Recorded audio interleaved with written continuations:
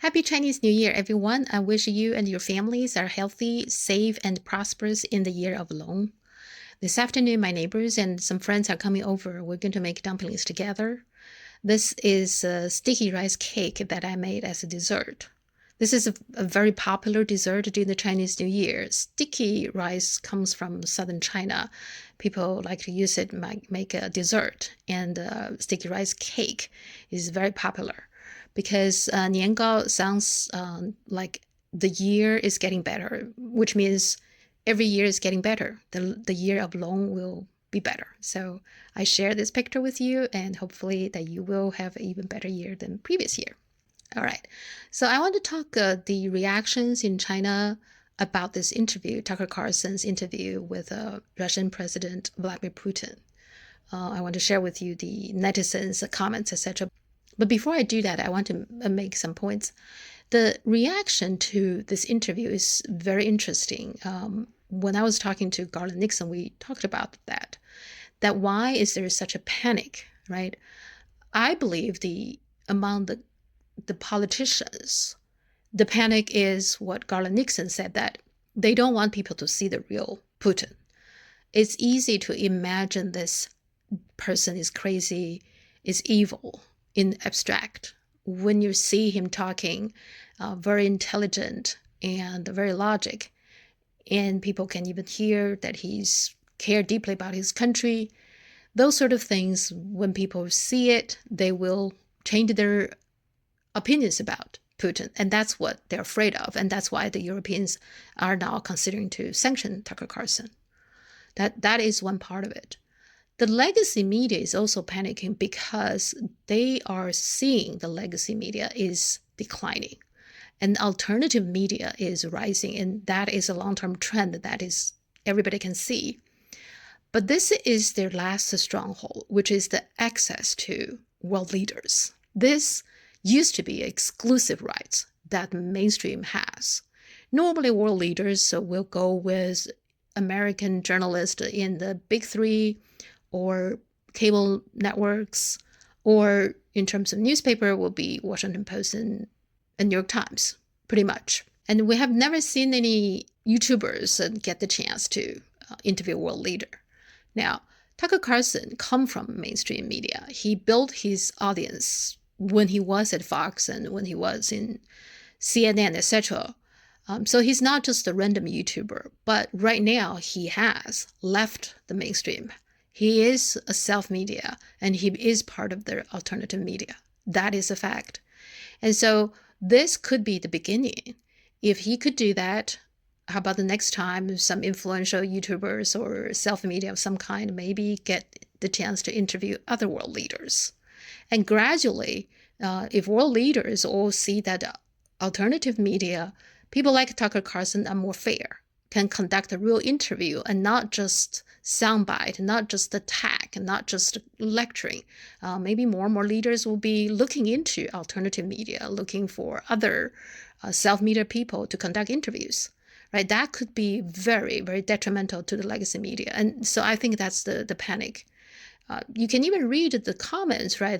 Christiane Amanpour and some others even mentioned that they have been trying to get interview with Putin, but crumbling has declined, which by itself very problematic because they granted interview to Tucker Carlson. And of course, there's some jealousy, but also panicking in the sense that they see the mainstream, the legacy media is no longer as relevant.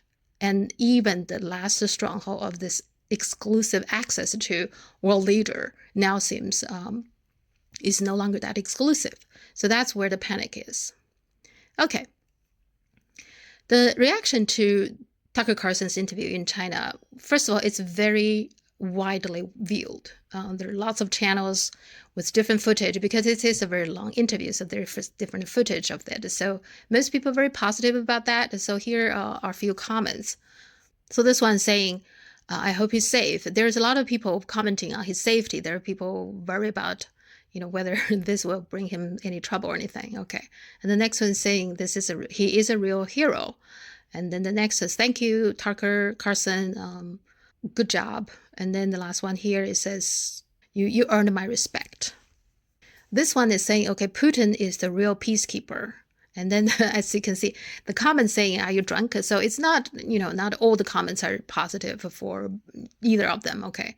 And then the next one, here's the real reporter.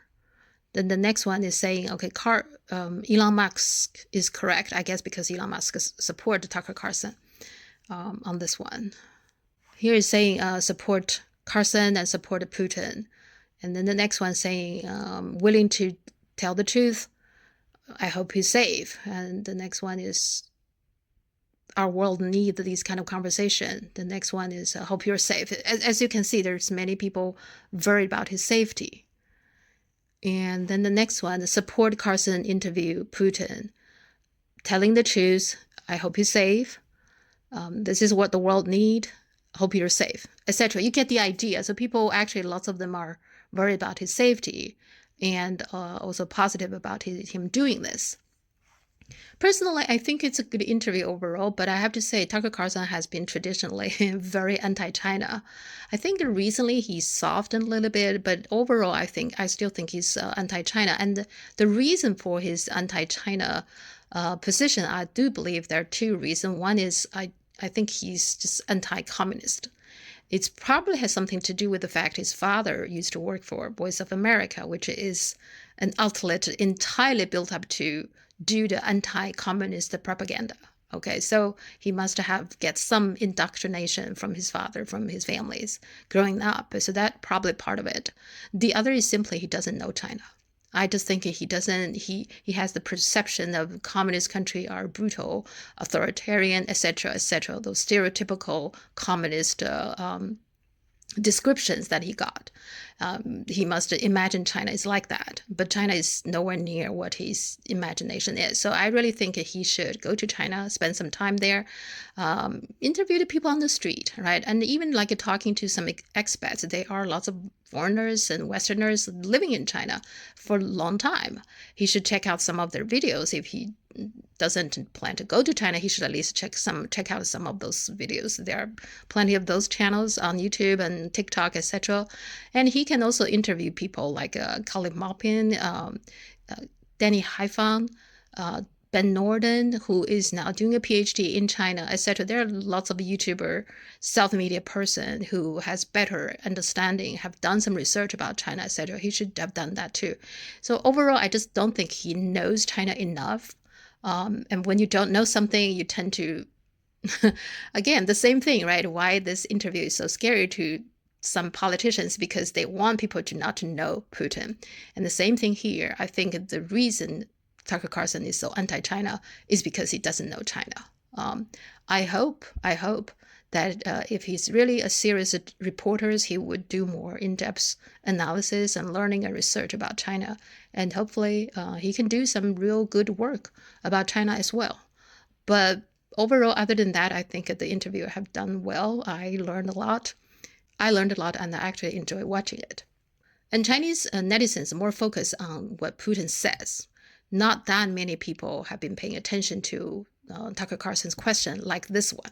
Question is what comes next, and maybe you trade one colonial power for another, much less sentimental and forgiving colonial power. I mean, is the BRICS, for example, in danger of being completely dominated by the Chinese economy in a way that's not good for their sovereignty? Do you worry about that? Well, we have heard those boogeyman stories before. It is a boogeyman story. We're neighbors with China. You cannot choose neighbors just as you cannot choose close relatives. We share a border of 1,000 kilometers with them. This is number one. Second, we have a centuries-long history of coexistence. We're used to it. Third, China's foreign policy philosophy is not aggressive. Its idea is to always look for compromise, and we can see that. The next point is as follows. We are always told the same boogeyman story, and here it goes again, through an euphemistic form, but it is still the same boogeyman story. The cooperation with China keeps increasing. The pace at which China's cooperation with Europe is growing is higher and greater than that of the growth of Chinese-Russian cooperation. Ask Europeans, aren't they afraid? They might be, I don't know. But they are still trying to access China's market at all costs, especially now that they are facing economic problems. Chinese businesses are also exploring the European market. Do Chinese businesses have small presence in the United States? Yes, the political decisions are such that they are trying to limit their cooperation with China. It is to your own detriment, Mr. Tucker, that you are limiting cooperation with China. You are hurting yourself. It is a delicate matter, and there are no silver bullet solutions, just as it is with the dollar. And I hope that Tucker Carlson can continue to improve, get to know China better. I want to share with you the different cities' celebrations about the Chinese New Year. All these fireworks itself actually is another example that the Chinese government listens to its people, because the fireworks has been banned for the past couple of years during Chinese New Year because of the environmental concerns, because fireworks emits a lot of the greenhouse gases. Okay, so that's one reason. And the other is safety. And every year during the Chinese New Year, the firework will cause somebody getting hurt and injured, etc. And so, etc. So there are several reasons that Chinese government has banned the fireworks during Chinese New Year. And that's tremendously unpopular with people. So this year, the Chinese government said, fine, you want to have fireworks, let's do it. And so, again, Chinese government is not perfect. Sometimes even with the best intention, the policy just does not go very well with the people when they realize that they will change the policy. And so this is another example. And because now China is allowed to do the fireworks, and this is how they do it.